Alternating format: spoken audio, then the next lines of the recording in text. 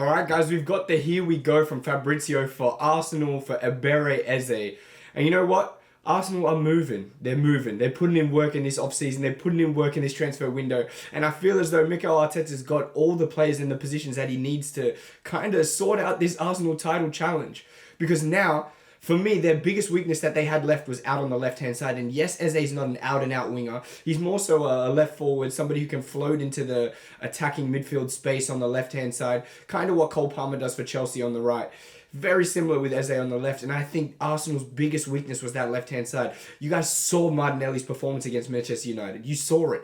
The guy is awful. He is one of the youngest players I've ever seen regress. He is a player that his ceiling just, you thought he could only get better. His technical ability could only improve. He was how good he was with a non-refined technical ability and skill.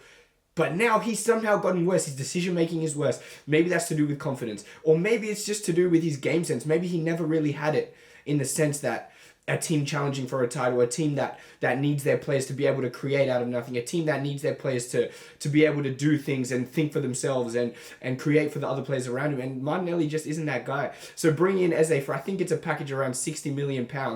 Decent price. He's around 27 years old, I'm pretty sure, based off memory.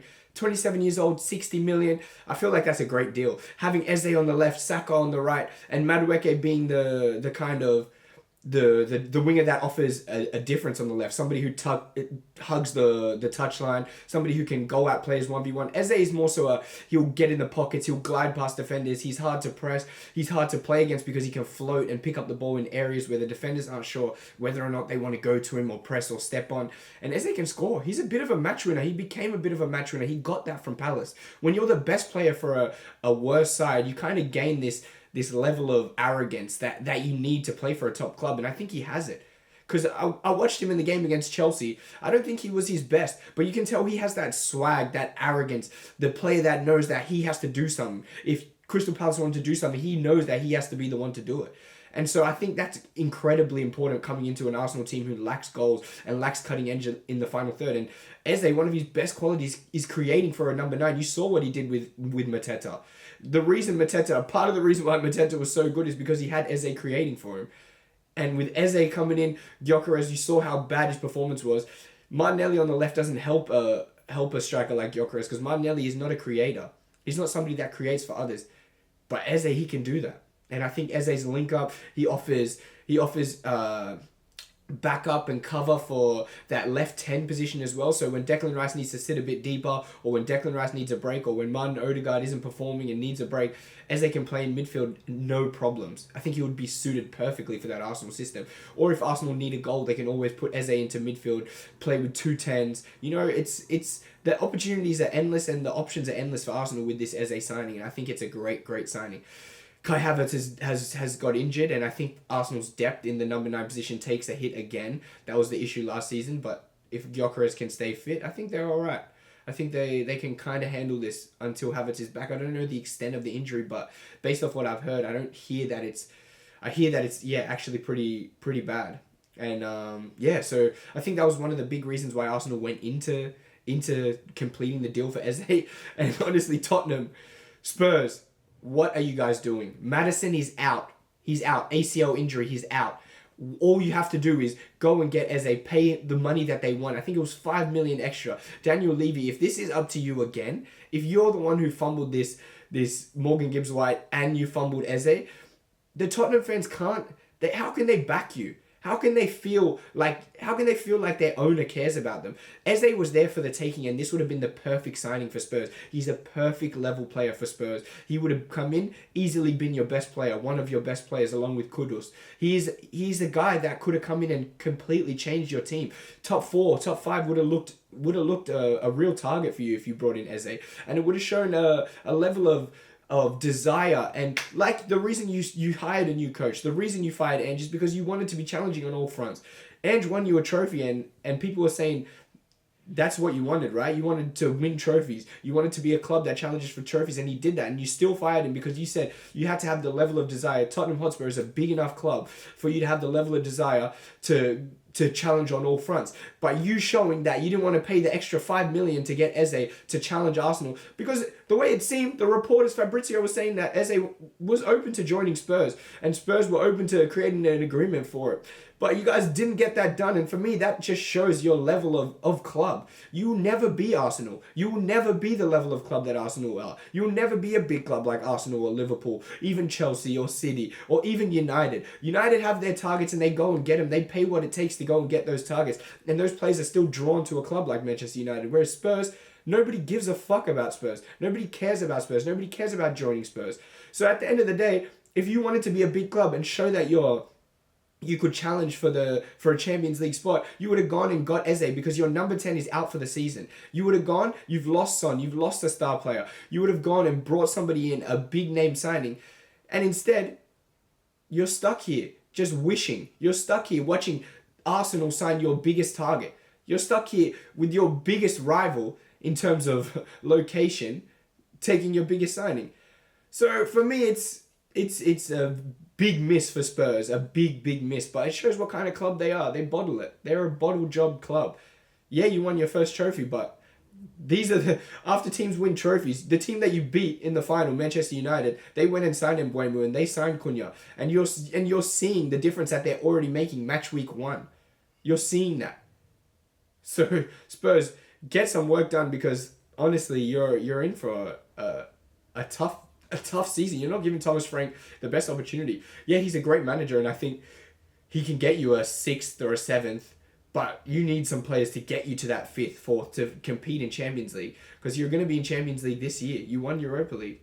You're going to be in Champions League, and the squad that you've built cannot challenge in Champions League at all. No fucking chance. But yeah, this says a lot about Arsenal's spending and their desire to win a league title, because Arteta's come in and he has been a manager who has spent. He has spent money. Your net spend isn't great. You don't sell very much. Your biggest transfer that you've sold, your biggest outgoing is 35 million, and that was a Wobie. So you don't really sell. You've got players right now. You've built an extraordinary amount of depth, especially in the backline and midfield now. You've built depth. You could still offload some players, make a bit of money, but you're choosing not to. You're choosing to have a very strong, solid squad.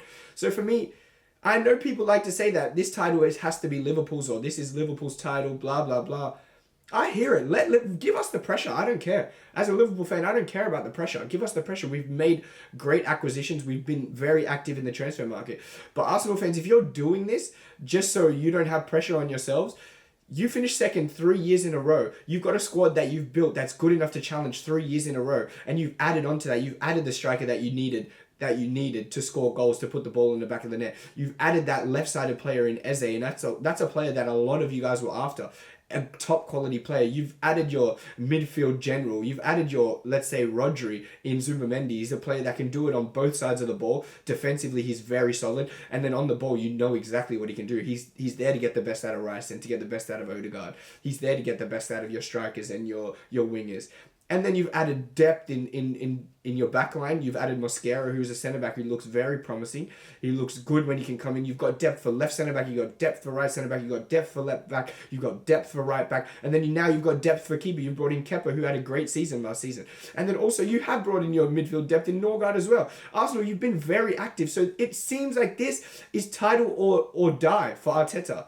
It's either he wins the title or he wins the Champions League or he gets sacked from Arsenal. And for me, I couldn't see any other way around it. He's a good manager, but has he run his course? He's getting them to second all he can do. I mean, I guess we'll see. I think he's built an extraordinary squad. He plays a good style of football. Yes, they didn't look very good against Manchester United, but defensively, he's built a solid defensive team, a team that can win games defensively. And when you guys talked about Mourinho and what he could do and what he could build at Chelsea, it was always built off what they could do defensively. Arsenal can do things going forward. They play a nice style of football. Even players that have played against them talk about how good they are when they play against them, how hard it is to get the ball off them, how hard it is to play against that Arsenal side, because they just keep it ticking. It's like a metronome. They keep the ball moving from side to side to side to side to side to side, and they can kill you at any instant. They've got Saka. They've got their star in Saka. They've got Odegaard, who last season had an off season, but he should still be a star for this Arsenal side. And then now on the left, they've got their star in Eze, and then down the middle, they've got their goal scorer, their bagsman. 92 goals. People telling me 92 goals in 2 seasons. They're telling me over 90 goals in 2 seasons. That's the guy that they need to make the difference, to score the goals, to win them games, in the games that they weren't winning when they couldn't score goals, or the games where they were drawing 1-0, or the games where it's 0-0 because they have the best defense in the world, best defense in the league. Arsenal, for me, have the best defense in the world. They are the most defensive, solid, they have the most solidity in that back line of any team in world football for me. And then in goals, they've got Raya, who's a great goalkeeper. He's a cat in goals. You saw it against Manchester United. So for me, Arsenal have built a very, very good squad. And I think if I'm an Arsenal fan, which I'm not, I'm a Liverpool fan and I would never want to be an Arsenal fan. But if I'm an Arsenal fan, I'm looking at this and I'm thinking, we got to win a title here.